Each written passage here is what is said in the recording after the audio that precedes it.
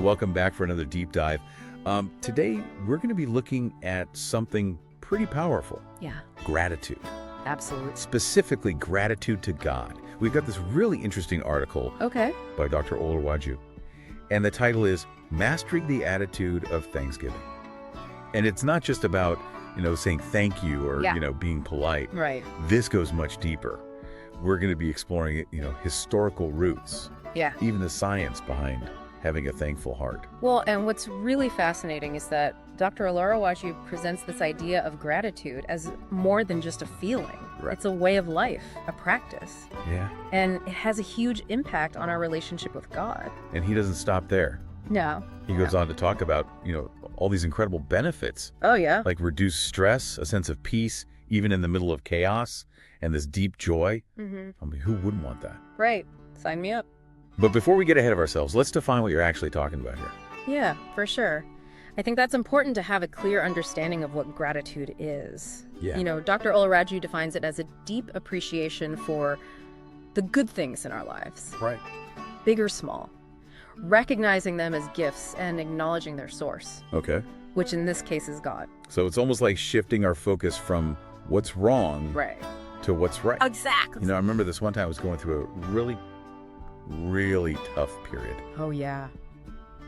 and I felt completely overwhelmed. Yeah. And I had heard about this gratitude exercise, and I thought, well, I'm going to try it. I'm just going to try it. Okay. Where I wrote down 3 things that I was grateful for Okay. every single day. That's actually one of the things that Dr. Olawaju recommends Holy in his article. Yeah. Wow. And it's not just, some new age thing. Yeah. This idea of giving thanks actually goes way back. He even traces it back to ancient traditions like the Jewish festival of Sukkot. Sukkot? I'm not familiar with that one. Yeah, it's also known as the Feast of Tabernacles. Hmm? And it's a week-long celebration where the Israelites would build these temporary shelters to remember their time wandering in the wilderness and to give thanks for God's provision and protection. Wow. So giving thanks is literally woven into ancient history. It is, yeah. That's pretty amazing. Yeah. It really puts things into perspective. But Dr. Olawaju doesn't just talk about the historical aspect of giving thanks. Right. He also delves into the science behind it. Absolutely. Yeah. He highlights how expressing gratitude actually triggers the release of dopamine and serotonin in our brains. Wait, so those are those feel-good chemicals we always hear about. Exactly. Those are the ones. Wow. So it's not just like a warm, fuzzy feeling. There's a real neurological basis for this. Wow. That's incredible. It's like gratitude is this superpower we all have access to, It is. but we often forget to use it. Yeah, we do. Don't you wonder what would happen if we intentionally cultivated this thankfulness, especially towards God? Well, that's the core of Dr. Olarawaju's message. He argues that a heart filled with gratitude towards God naturally leads to a deeper connection with him. So it's like we're acknowledging his presence Yes. and his goodness in our lives. Exactly. But how do we actually do that? I mean, is it just about saying a quick prayer of thanks before dinner, or is there more to it? It's definitely more than a quick prayer, although those are important too. Okay. Dr. Olawaju actually suggests that we need to be intentional about cultivating gratitude. Okay. Yeah, he talks about keeping a gratitude journal. Like a gratitude journal. Yeah, where you write down specific things you're thankful for each day. I've heard about that, but I'll admit I've always been a bit skeptical. Does just writing things down really make a difference? Well, think about it this way. When you actually take the time to write down those things you're grateful for, Right. you're forcing yourself to really focus on the positive. Okay. You're shifting your mental energy away from what's lacking and towards what you have. Yeah. And that shift in perspective, that's where the power lies. I can see that. Yeah. But what about those days when it feels like there's just nothing to be grateful for? Mm-hmm. Like when everything's going wrong? Yeah, that's where it gets challenging. And Dr. Olawaju doesn't shy away from that. Right. He talks about the importance of giving thanks in everything, Okay. even during those difficult times. That's easier said than done. How can you be grateful when you're going through something truly awful? Yeah, he's not saying that we should ignore the pain or pretend everything's okay when it's not. Right. It's about recognizing that even in those dark moments, Yeah. God is still present. Mhm. It's about trusting his plan, Yeah. even when we can't see the bigger picture. That's a tough one, Eh, but I see what you mean. It's about finding those glimmers of hope, Yeah, those little things that remind us that God is still with us. exactly. It could be a kind word from a stranger, a moment of peace amidst the chaos, or simply the fact that you woke up that morning. Yeah. It's about choosing to focus on those things, no matter how small they seem. So it's about training our minds to look for the good, even when it's hard to see. Yeah. That makes sense. Yeah. But what's the connection between gratitude and our relationships with other people? Dr. Olawaju mentions that too, right? He does. He talks about how gratitude has this ripple effect. Okay. When we're filled with gratitude, it spills over into our interactions with others.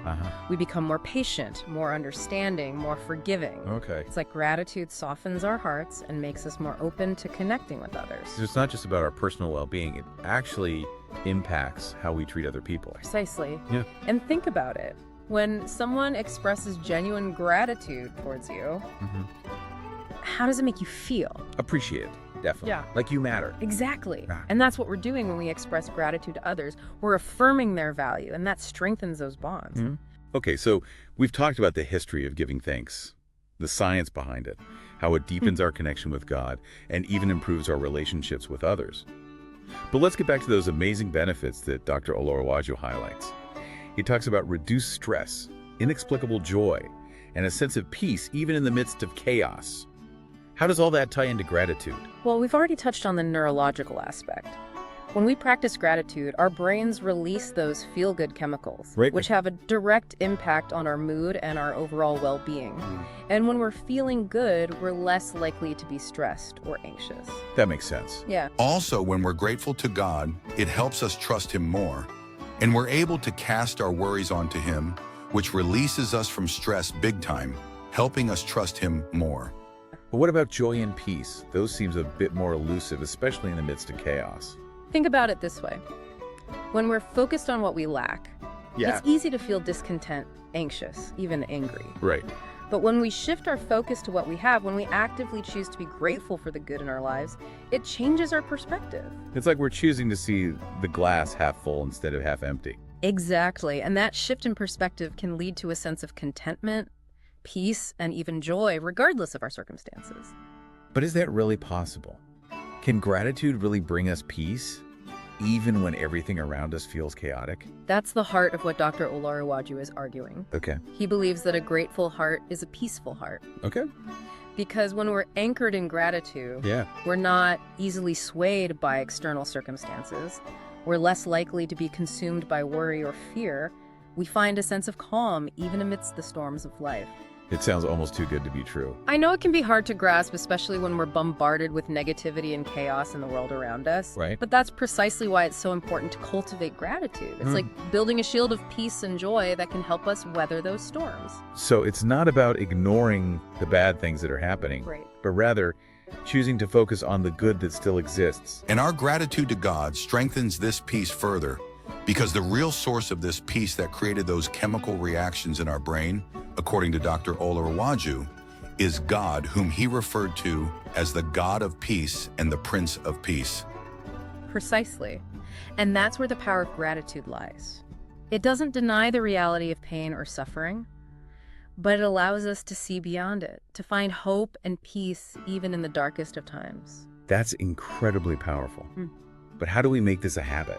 How do we move beyond just feeling grateful every now and then to actually living a life of gratitude, especially towards God? It's like building a new muscle, you know? Yeah. Like any habit, it takes time and effort to make it stick. Right. So where do we even begin? Well, Dr. Olawaju suggests starting small.